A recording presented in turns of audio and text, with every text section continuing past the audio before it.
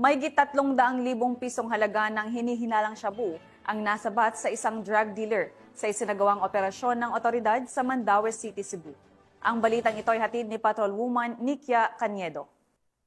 Mga otoridad ang isang drug dealer matapos itong makuhanan ng 340K halaga ng pinaghihinalaang shabu sa isang buy-bust operation na isinagawa sa Sitio Aroma, Barangay Subang Dako, Mandaue City, Cebu, alas 9:19 ng gabi nitong Setyembre 27 taong kasalukuyan. Kinilala ni Police Lieutenant Colonel Mark Gifter Sukalit, Chief City Intelligence Unit, City Drug Enforcement Unit, Mandaue City Police Office, ang suspect na si alias Tayi, 33 anyos, residente ng sitio Fatima Parkington, Barangay Subang Dako, Mandaue City, Cebu. Nakuha mula sa suspect ang 10 pakete ng hinihinalang shabu na may kabuuang timbang na 50 gramo at may tinatayang halaga na 340,000 pesos, isang coin purse at buy-bust money. Kasong paglabag sa Section 5 at 11 Article 2 ng RA 9165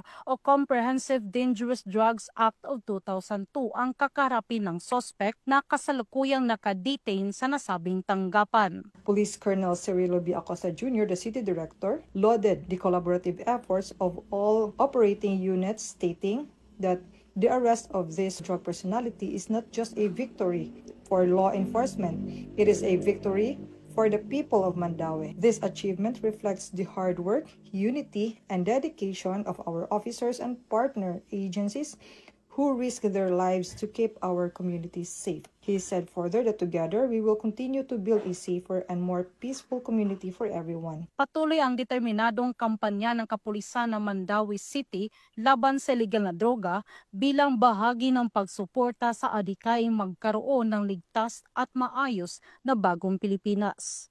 Mula dito sa Central Visayas, ako yung Police News Network Correspondent, Patrolwoman Nikia Caniedo, alagad ng batas, tagataguyod ng balitang pulis.